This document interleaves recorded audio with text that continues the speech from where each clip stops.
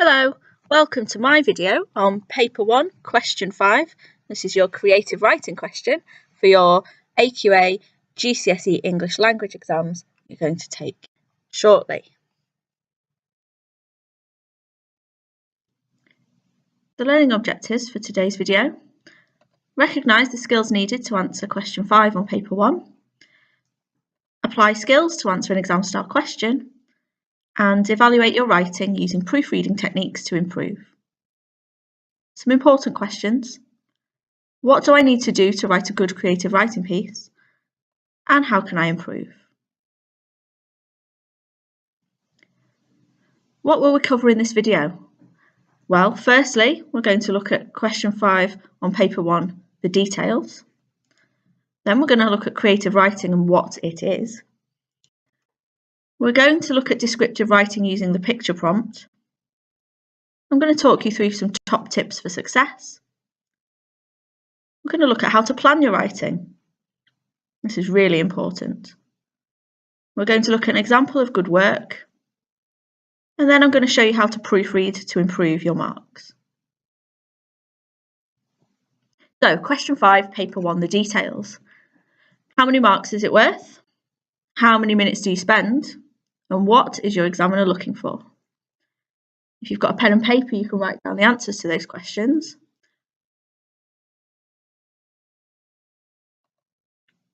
So, it's 40 marks, 24 for content and organisation, 16 for SPAG. It's 45 minutes.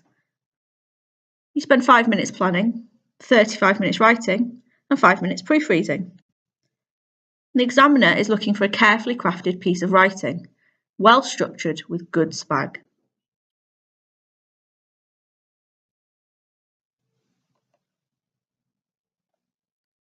So what is creative writing? Well, it's a form of writing that expresses a writer's feelings, emotions, experiences, ideas, or thoughts. And it draws on the imagination to convey meaning through the use of imagery. This means that you can use your feelings and emotions, your experiences, and your ideas. You can use your imagination to describe things, and you can use techniques that you've analysed for your language questions in your own writing. So all of those things that you see other writers doing, you can do in your creative writing. Using the picture prompt. Most of my students do much better when they use the picture prompt rather than the narrative task. So using the picture is really, really good because it has everything in it that you need. This is an example of a picture that you could get in the exam.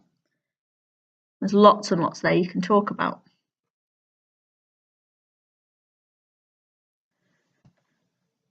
Okay, so some of my top tips. Top tip number 1 is to plan your writing. Most students decide to skip this, but actually if you plan your writing, you tend to do better, you get more marks, your structure is better, your ideas are better, so make sure you plan your writing. If you use a cyclical structure, this is where you end where you begin.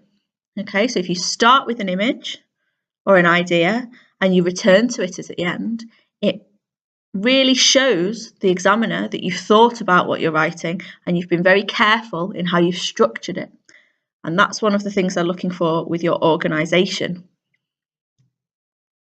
Okay, number 3, you're going to vary your sentence starters. Don't start with the or I all of the time. You can vary your punctuation too. Try and use an ellipsis or an exclamation mark and maybe even a semicolon. If you're unsure how to use these, you can ask for extra support and help. Okay, vary your sentence lengths. Try and use a one-word sentence for effect. Use all of your 5 senses: touch, taste, sight, smell, and sound. You'll really create a nice atmosphere for your piece. Use interesting vocabulary.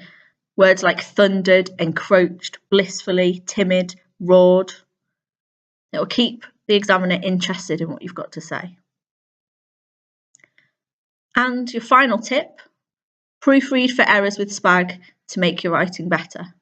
Okay, so you proofread at the end and you check over your work really carefully, making it better and checking that you've remembered all of the things you need to do and correcting all of the spelling mistakes that you can spot. Okay, how to plan your writing. So because this is something students struggle with, I've got some tips that you can try out. Try them, see which one works best for you. So you're going to plan for images and your senses. Or you could section the picture into 4 squares and describe images from all of them. Or you could circle images you're going to describe. What do they remind you of? Think similes and metaphors for this one. And you could try and use a cyclical structure to end where you begin.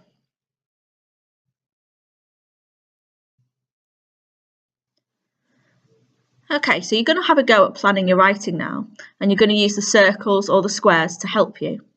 So I'm going to display a picture, and I want you to pause the video and spend 5 minutes planning what you would write if you were to write a creative writing piece using this picture. Think about your 5 senses and think about your emotions. Pause the video now, and then we'll come back.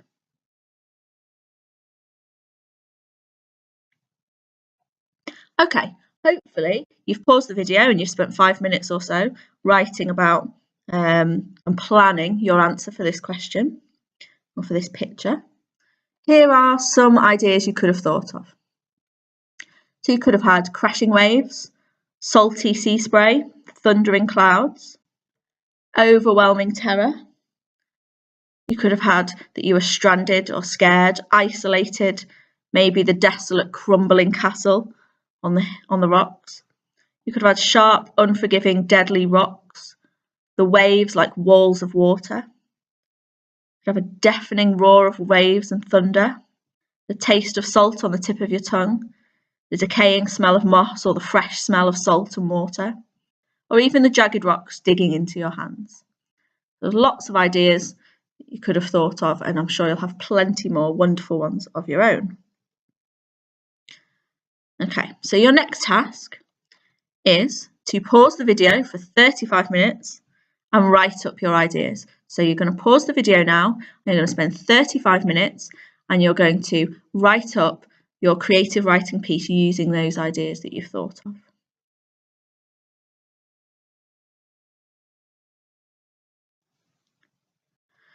Okay, hopefully you've spent 35 minutes and you've written a creative writing piece. Here is an example of some good work. Exhausted and alone, I look out across the vast, angry ocean, wondering when the torment of the waves will stop. Stranded. My mouth feels dry despite the damp, salty air on the tip of my tongue. Crashing waves send salty sea spray violently pounding on the stubborn rocks. With every roar of thunder, my heart fills with an overwhelming terror. The crumbling castle in the distance mirrors my crumbling hope. When will this bullying storm stop? Faster now, like smothering walls of water, the waves roll in at a relentless speed. Jagged rocks cut into my hands as I cling to the rock face, fearing for my life. Decaying moss and salt surrounds me, the smell of approaching death. Rocks, unforgiving in their stance, refuse to give way to the waves. Looking out across the ocean, I can see the first ray of sunshine breaking through the dark clouds. Could this signal my salvation? My heart swells with increasing hope as I await my fate. I'm free. Now, of course, in 35 minutes you would have written much more than this, but this has some good examples of language techniques, of short sentences, of punctuation, and varied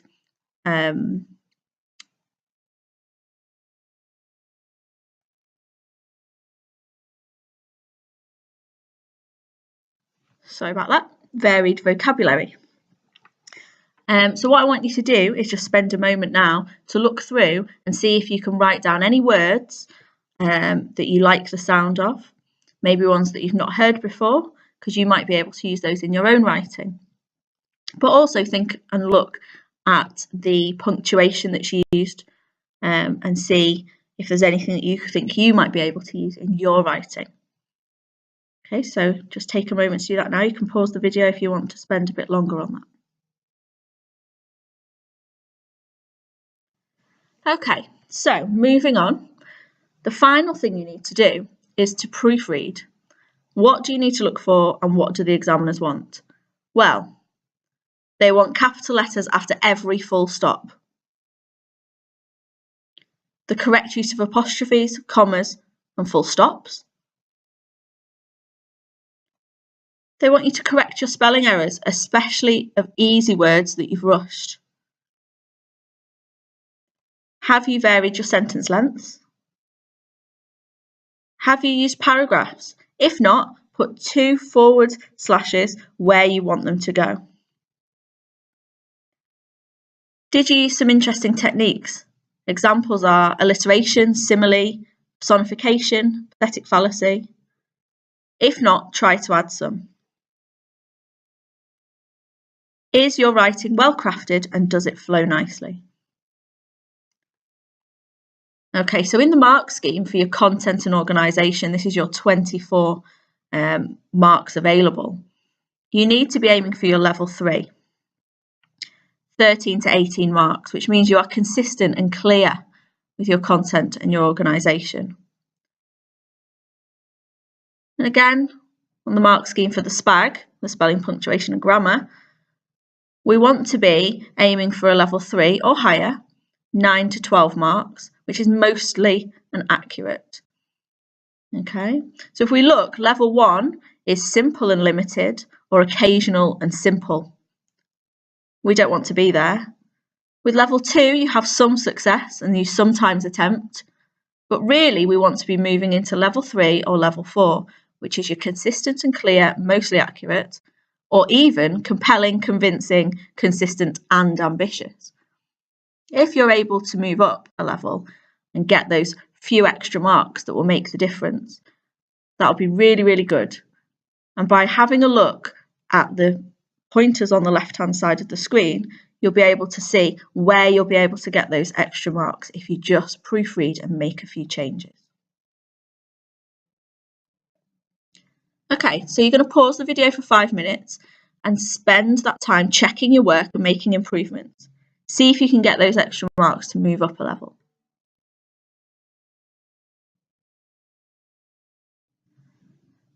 Okay, so our learning objectives revisited. We've looked at recognising the skills you need to answer question 5 on paper 1. You have applied skills and answered an exam style question. And you've evaluated your writing using proofreading techniques to improve. Hopefully, the important questions of what do I need to do to write a good creative writing piece and how can I improve have been answered.